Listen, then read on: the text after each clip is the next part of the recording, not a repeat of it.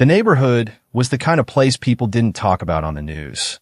Not because it was rich, not because it was famous, but because it was quiet. A street where kids played football after school, where old men sat outside small tea shops, where mothers walked home without fear. At least, it used to be like that. Because for the last few months, a gang had turned the area into their playground. They came on motorbikes. They shouted like they owned the street. They bullied shopkeepers for protection money. They scared teenagers for fun. And everyone knew the worst part. Nobody could stop them. Not the locals. Not the shop owners. Not even the police, who always arrived after it was too late. That evening, the sun was dipping low, painting the streets orange when the gang appeared again. 5 bikes screeched into the area like wolves entering a quiet village. They stopped in front of a small corner grocery store. Inside was Mr. Khalid, an old shopkeeper who had been running that store for 20 years. The gang leader stepped forward, tall, cocky, chewing gum like he had no fear in the world. "Old man," he said loudly, slamming his hand on the counter. "Where's my money?" Mr. Khalid trembled. I already paid last week," he whispered. The gang leader laughed. "That was last week. Today is today." He grabbed a jar of candy and threw it on the floor. Glass shattered. Kids outside froze. A few neighbors peeked from their windows, but quickly pulled the curtains back.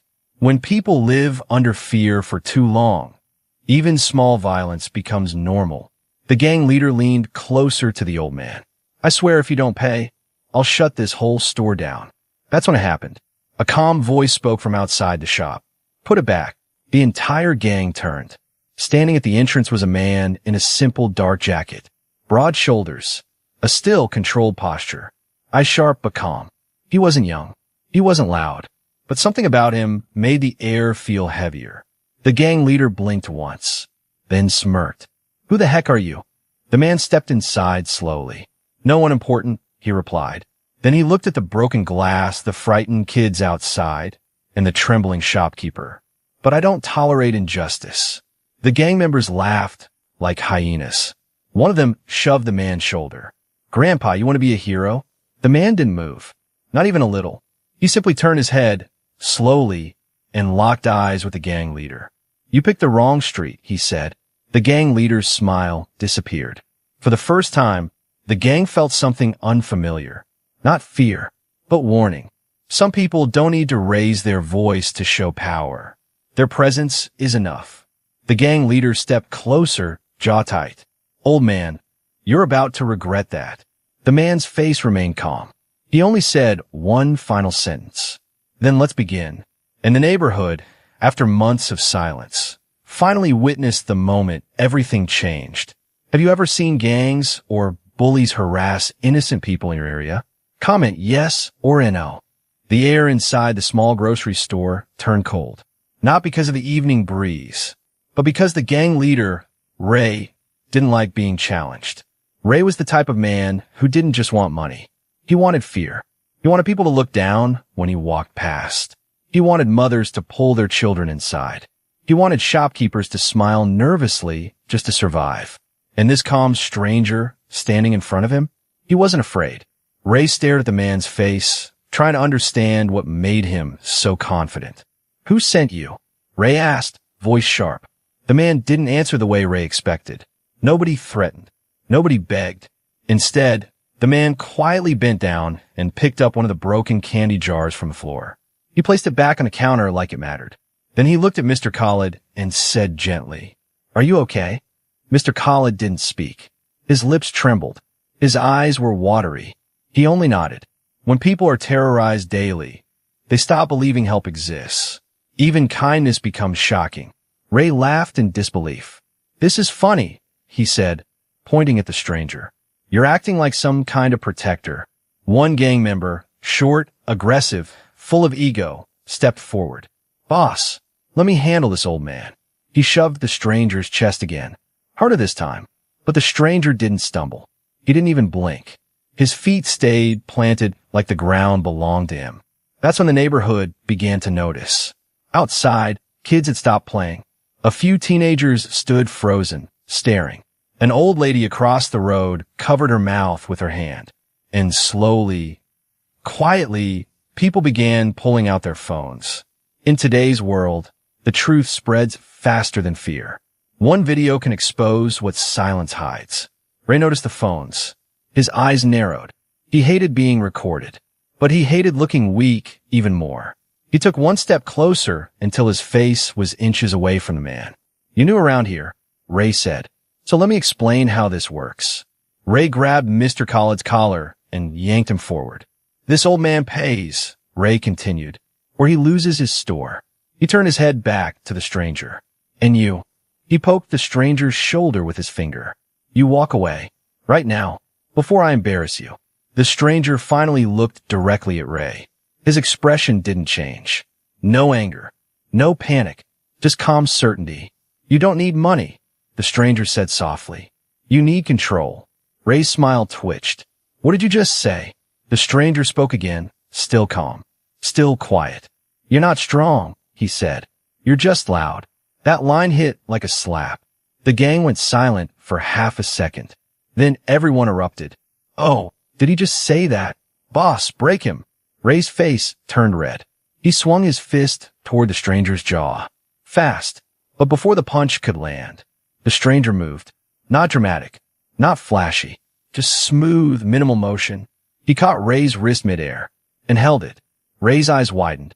He tried to pull back. He couldn't. It was like his hand was trapped in steel. The stranger leaned closer and whispered so only Ray could hear. "You don't want to do this." Ray panicked, trying to free himself. "Let go of me." The stranger didn't tighten his grip. He didn't attack. He simply held Ray's wrist long enough to make a point. Then let go. Ray stumbled back, shocked. The crowd outside gasped. Ray wasn't used to anyone touching him like that. Nobody dared. Ray stepped back in, trying to save his ego. "You think you're tough?" he shouted. "You think you're special?" The stranger replied. "I'm just someone who's tired of watching people suffer." Mr. Khaled whispered, voice shaking. "Please just leave, they'll destroy you." The stranger looked at him, and for the first time, Mr. Khaled saw something in the man's eyes.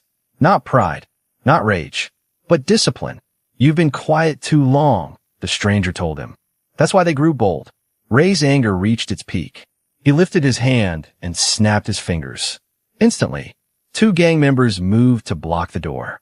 Another stepped outside to call more men, and Ray smiled like a man about to enjoy violence. "All right," Ray said slowly. "If you want to play hero, we'll make an example out of you." The stranger took a slow breath. Then he removed his jacket, calmly, like he was preparing for a workout.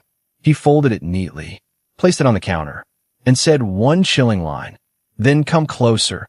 This wasn't bravery. This was experience. The kind of calm you only see in people who've faced danger their whole life. Outside, the phones kept recording, because everyone could feel it. Tonight wasn't going to end like the other nights. Tonight, the hunters had just met someone who didn't run. What should the man do next? A, walk away to stay safe. B, call the police. C, teach them a lesson right there. The moment the man folded his jacket and placed it on the counter, the entire store went silent. Even the gang members, who had been laughing seconds ago, stopped for a moment. Because confidence like that wasn't normal. This wasn't the fake bravery of someone trying to impress a crowd. This was the calm of someone who already knew the outcome. Ray tried to hide his uncertainty with anger. He signaled at his crew. "Get him!" 2 gang members rushed in first. Young, reckless, hungry for attention. One swung a wild punch toward the man's head. The man didn't step back. He stepped in one smooth motion. He redirected the punch with his forearm and grabbed the attacker's elbow like he was controlling a puppet. A quick twist. The attacker dropped to his knees with a painful gasp, his arm locked in a position he couldn't escape.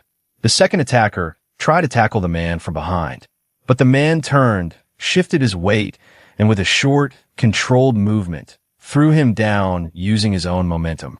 The attacker hit the floor hard, coughing in shock. The crowd outside gasped. Phones rose higher. Real fighters don't use power first. They use control. And the more aggressive the opponent, the easier they fall. Ray's eyes widened. He didn't expect that. He expected an old man who would break easily. Instead, he was watching his own men drop like they had been trained to lose. Ray stepped back and snarled. "All right, enough games." He pulled out a small knife from his pocket. Not to kill, but to terrify.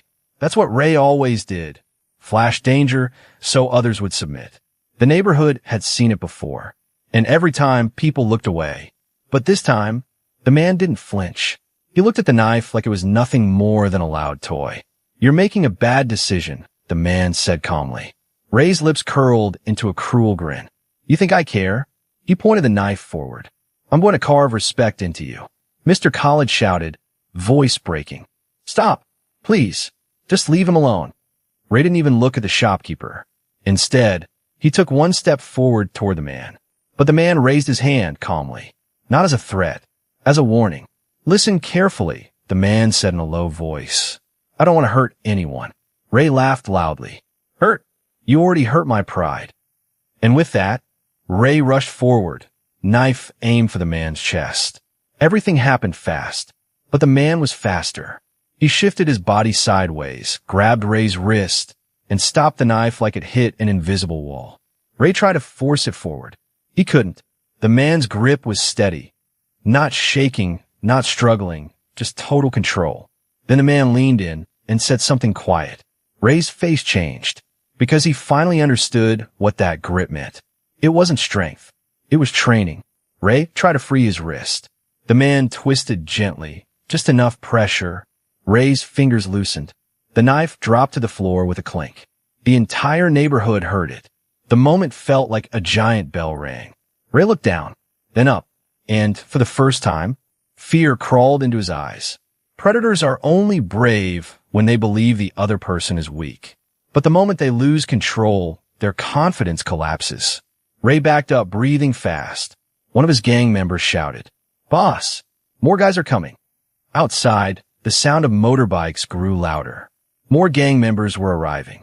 6, 7, 8. They surrounded the store like vultures circling prey. The neighbors panicked again. Kids rushed inside homes. Shop shutters slammed down.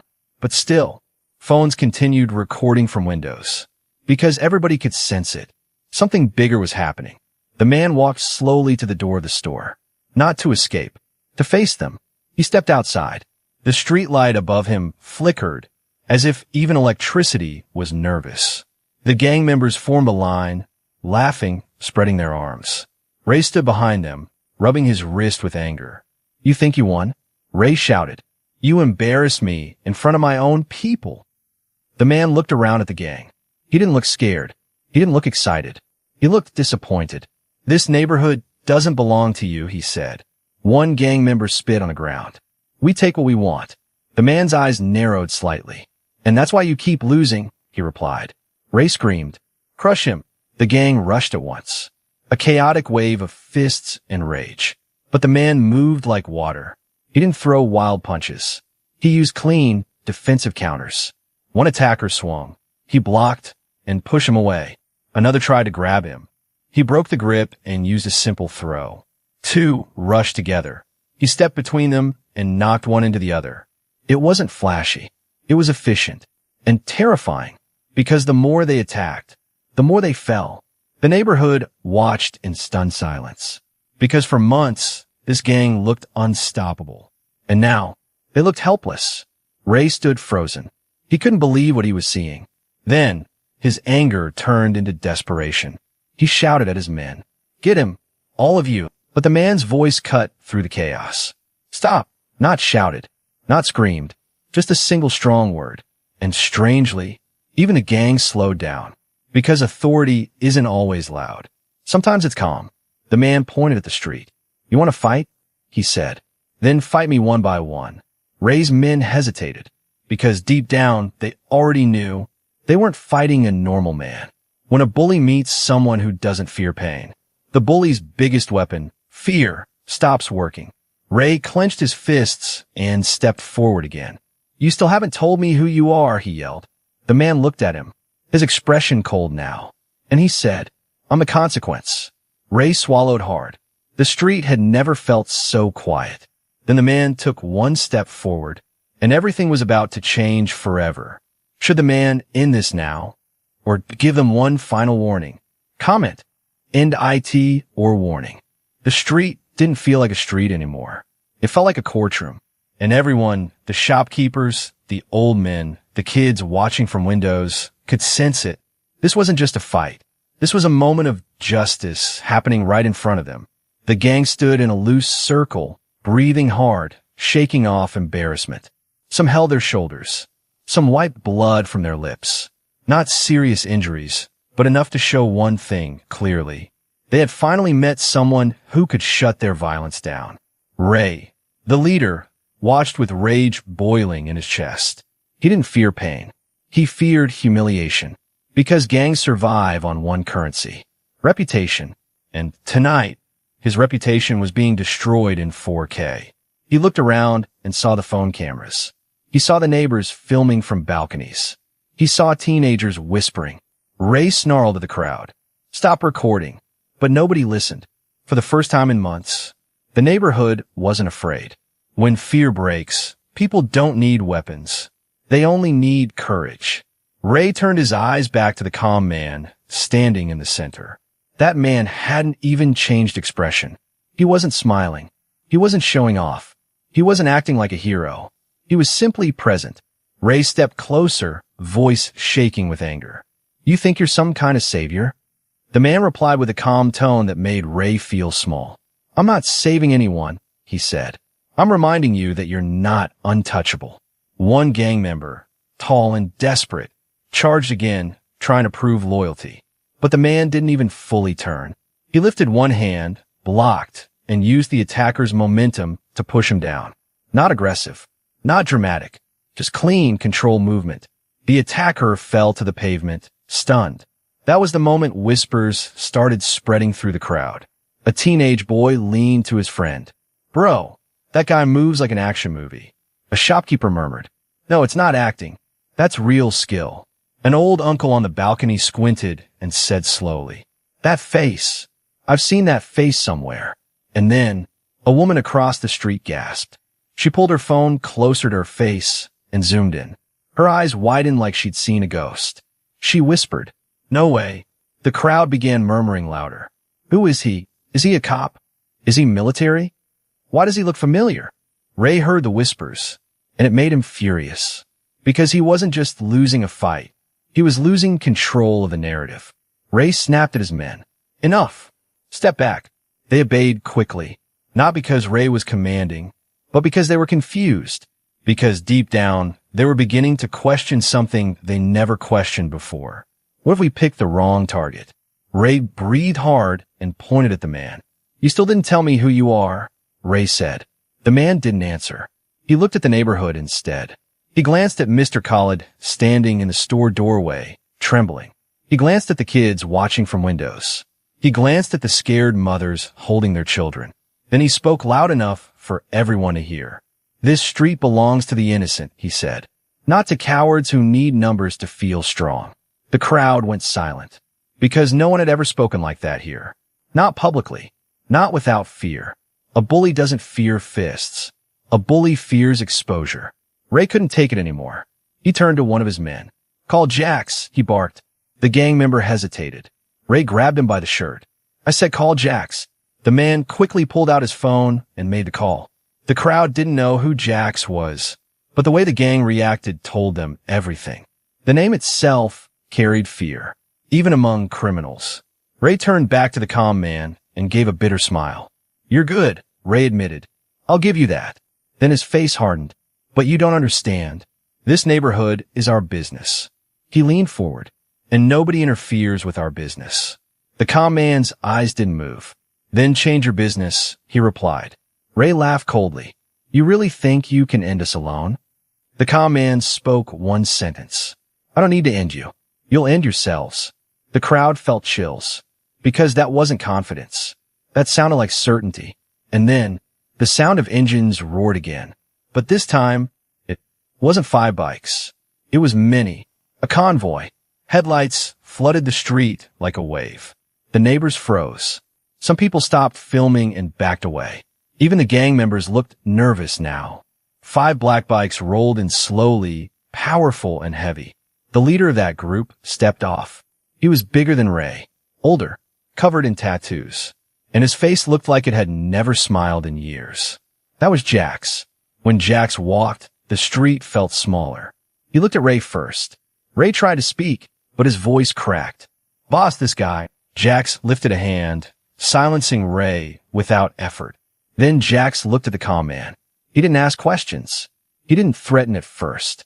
He simply stared, and the calm man stared back. Two storms facing each other. Jax finally spoke. Low voice. "Dangerous. You made my boy look weak." The calm man didn't flinch. "I didn't do that," he replied. Jax's eyes narrowed. "Then who did?" The man answered. "He did, by bullying innocent people." Jax smirked. "That's how streets work." The calm man's voice became even colder now. "No," he said. "That's how cowards work." The crowd held their breath. Because now, it wasn't a gang of kids. It was a real criminal leader. And if violence was going to happen, it would be ugly. But still, the man remained calm. Jax walked closer. "Who are you?" he asked. "Because you move like a trained killer." The man paused. And for the first time, he finally spoke his identity, without arrogance, without drama. "Steven," he said simply. Just Steven. But that name hit the crowd. The woman who had zoomed earlier gasped again. Her voice shook. "That's Steven Seagal." The whisper spread like fire. "Steven Seagal? No way. Legend." "That's him."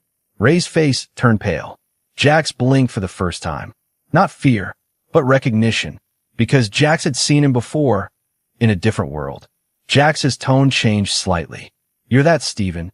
Steven didn't smile. He didn't brag. He only said, "I'm the man who doesn't tolerate injustice." Jax stared for a long second, then looked around at the cameras, filming him. And suddenly, Jax realized the trap. If he attacked Steven here, he'd be exposed. The city would watch. The law would wake up. The neighborhood would unite. When criminals are recorded, their power dies. Jax leaned closer and whispered, "This isn't over." Steven replied in the same calm voice. "It already is." Jax stepped back slowly, then signaled his crew. Not retreating out of fear, retreating out of strategy. But the look in his eyes promised one thing. He would return. Bigger, more violent, more desperate. And the neighborhood could feel it. Because the real war was about to begin. Do you think Jax will come back for revenge? Comment yes or no. And tell me, what should Steven do next? That night, the neighborhood didn't sleep. Not because of excitement, because of fear. The gang had left, but their silence felt louder than their engines. Everyone knew one thing. Jax didn't retreat out of weakness. He retreated to plan something worse. And when criminals feel humiliated, they don't aim for fairness. They aim for revenge. Mr. Khalid closed his shop early. Teenagers stayed inside. Mothers kept their children away from windows. Even the air felt tense, like the street itself was holding its breath.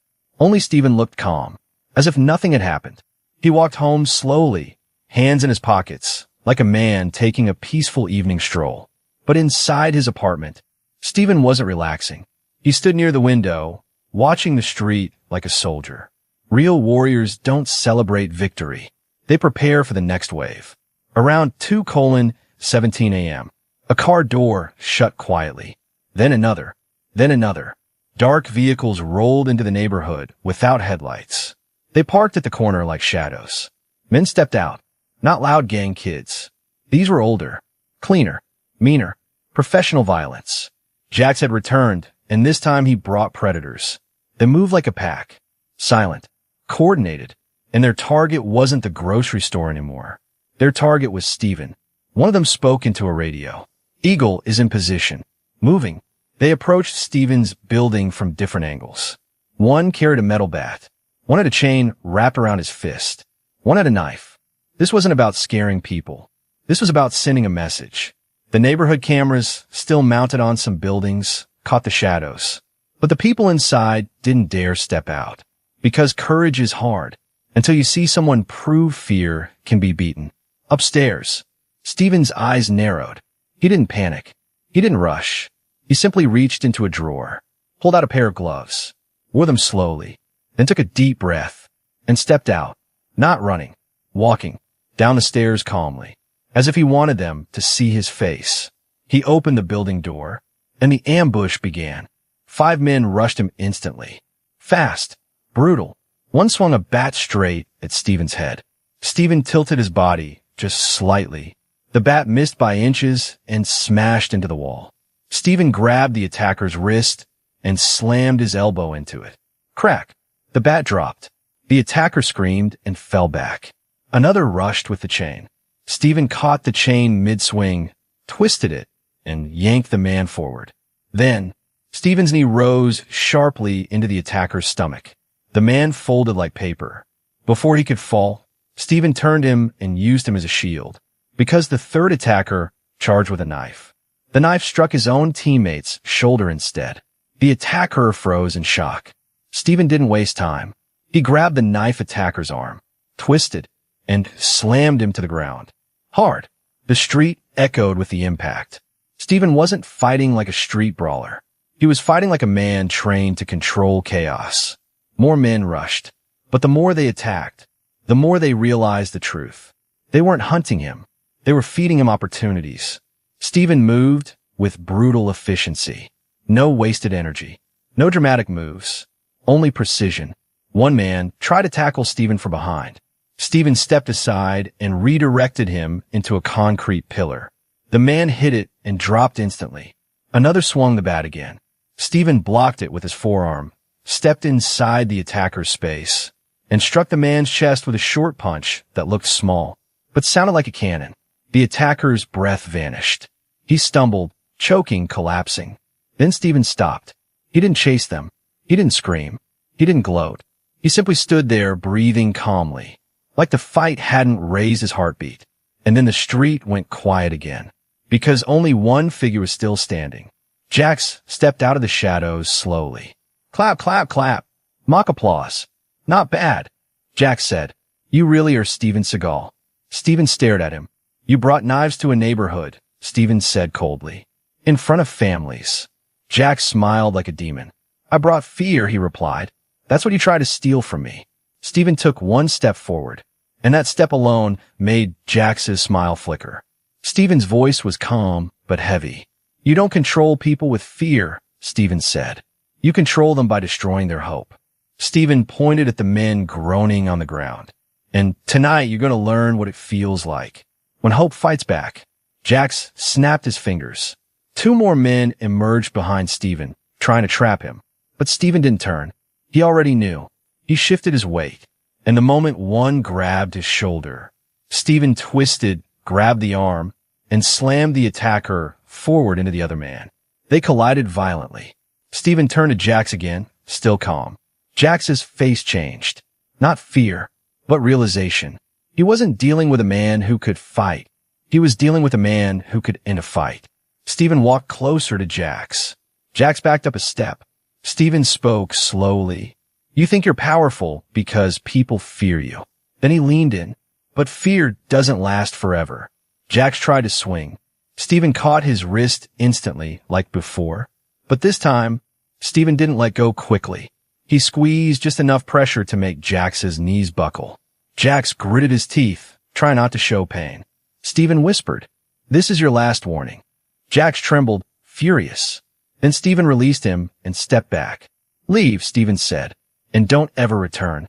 Jax stared at him, breathing like a wounded animal. Then he signaled his crew to retreat. They dragged the injured men into the cars. Engines started. Dark vehicles rolled away into the night. But Jax lowered his window for one final line. "This neighborhood isn't over."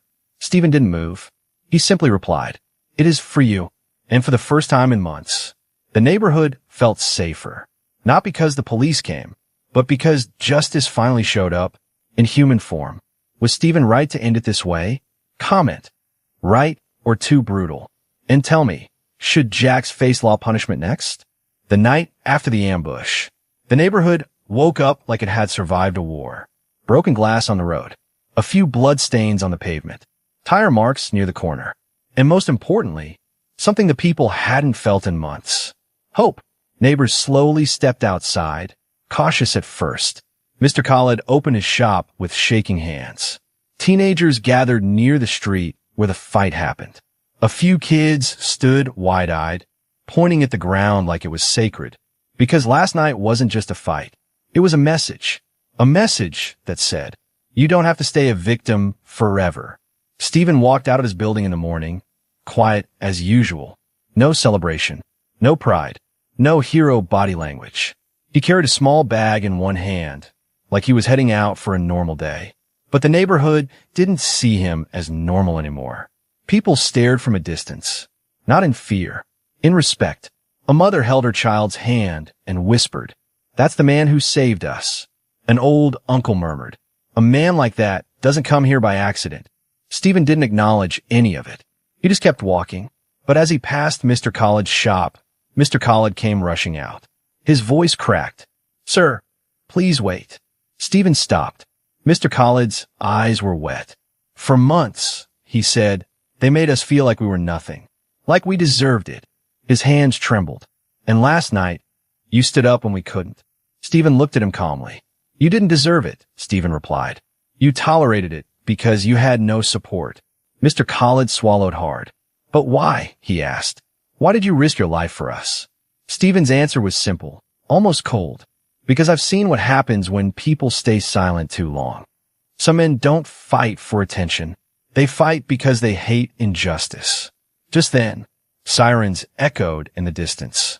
And for the first time, the neighborhood didn't feel relief. It felt anger.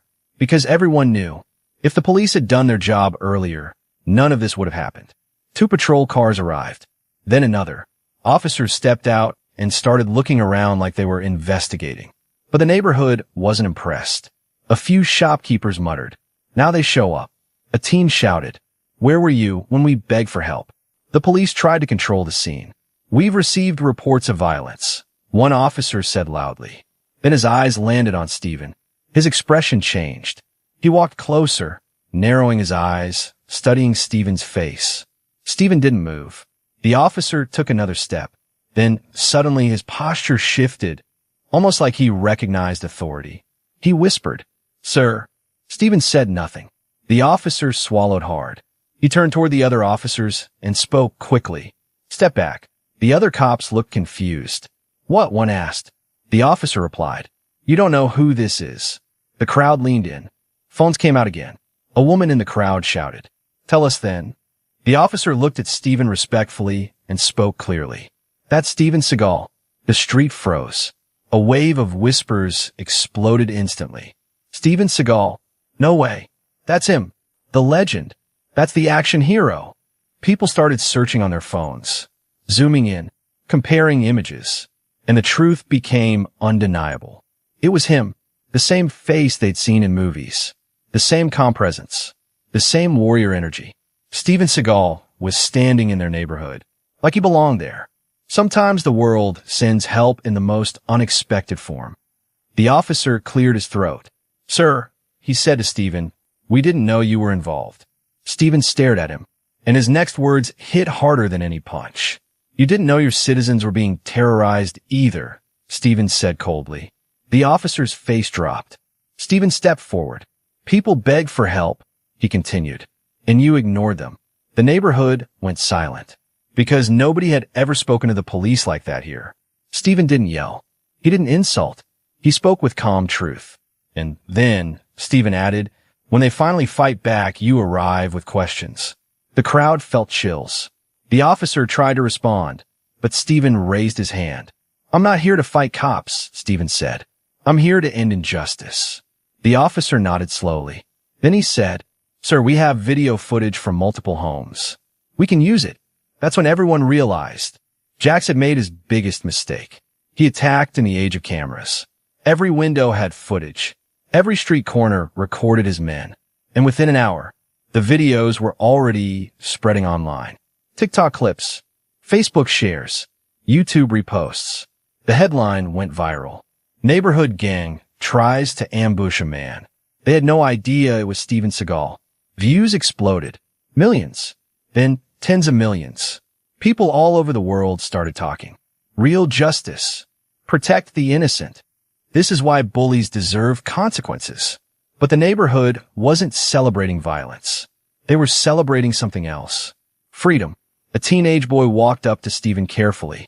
He was nervous. "Sir," he said, voice shaking, Is it true you're Steven Seagal? Steven looked at him calmly. Yes. The boy's eyes filled with emotion. My little brother hasn't played outside in months, he whispered. Last night, you gave us our street back. Steven's face softened slightly. He placed a hand on the boy's shoulder. Then protect it, Steven said. Because justice isn't one man's job. It's a community's duty. Real heroes don't create followers. They create leaders. As the police prepared reports, an officer received call. His face changed. He turned to Steven. We just got confirmation, he said quietly. Jax is being tracked. He can't run now. Steven nodded slowly. The neighborhood watched Steven like he was something they'd never seen. A man who didn't buy respect. He earned it. And when Steven finally walked away, the people didn't call him a celebrity. They called him something bigger. A symbol of justice. Do you believe the police would have acted if Steven wasn't there? Comment. Yes or a no. And tell me, should Jax get a second chance or a full punishment? By evening, the neighborhood no longer felt like a place held hostage. It felt like a place that had finally woken up. Kids returned to the streets slowly, not running at first, just stepping outside cautiously like they were testing if freedom was real. Shop owners opened their shutters wide for the first time in months. Even the air felt different, lighter, but deep down, everyone knew one truth. Jax wouldn't disappear unless the system finally did what it was supposed to do. And this time, the system couldn't ignore it. Because the evidence was everywhere. Security cameras, balcony videos, phone recordings, street footage. The whole city had seen what happened. When injustice is hidden, it survives. But when injustice is exposed, it collapses. Late that night, police vehicles flooded the far end of the street. Not 2 cars this time. Not 3. A full operation. Neighbors gathered from windows as officers moved quickly, communicating on radios. Steven stood quietly near Mr. Khaled's shop, hand behind his back, watching, not to control the police, but to witness the moment the neighborhood had waited for. Suddenly, a black SUV tried to speed away from the area, but officers blocked the road. Lights flashed, tires screeched, and within seconds, the vehicle stopped. The door opened. Jax stepped out, trying to look calm. But his eyes were not calm anymore. They were desperate. He glanced around and saw cameras again. The same cameras that had destroyed his power overnight. The officer in charge stepped forward. Jax, he said, you're under arrest. Jax smirked bitterly. For what? For defending my people. The officer didn't even blink. For extortion, assault, threats, weapons, terrorizing citizens. The charges hit like a hammer. Jax's smirk faded. He turned his head slowly and saw Steven. Steven wasn't smiling. Steven wasn't celebrating. He just stood there like a wall. Jax stared at him for a long second, then whispered, You ruined everything. Steven stepped forward, and his reply was calm, simple, and deadly truthful. No, Steven said. You ruined everything. The moment you chose fear over respect. The neighbors watched Jax get handcuffed. Some people felt satisfaction. Others felt disbelief. Because for so long, they had believed Jax was untouchable. But tonight proved something powerful. No one is untouchable forever. As Jax was placed into the car, he looked back at the street, at the shops, at the people, at the children. And for the first time, he saw what he really had been doing. He wasn't running the street. He was destroying lives. Some criminals don't fear jail. They fear losing control. The police cars left, and the street remained quiet. But now it was the peaceful kind of quiet.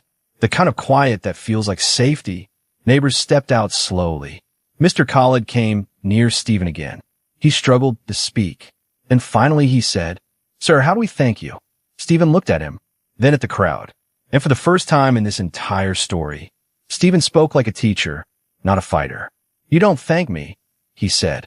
You learn from this. He turned toward the teenagers standing near the street corner. Let me tell you something, Steven said.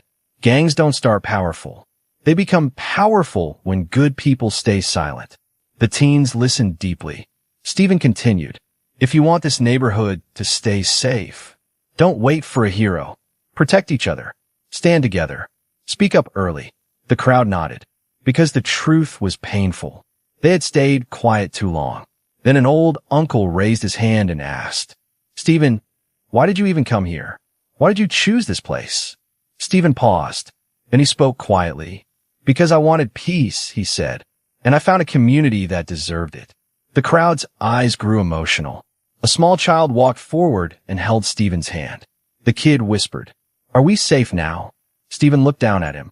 His eyes softened. "Yes," Stephen replied, "but only if we stay united." The neighborhood residents began forming a small circle, not around Stephen like fans, but around each other like a family. And that night, something beautiful happened. Shopkeepers offered free tea. Neighbors talked like old friends again. Kids played without fear. A street that had been stolen was finally returned. Urban justice isn't about violence. It's about stopping evil before it grows. It's about unity. It's about courage. And most of all, it's about respect. Stephen walked away slowly into the night. No spotlight, no fame. Just a man who came, did what was right, and disappeared like justice always should. If you believe no one should be judged by power or fear, type respect in the comments. And if you want more powerful fictional stories like this, subscribe and join the family.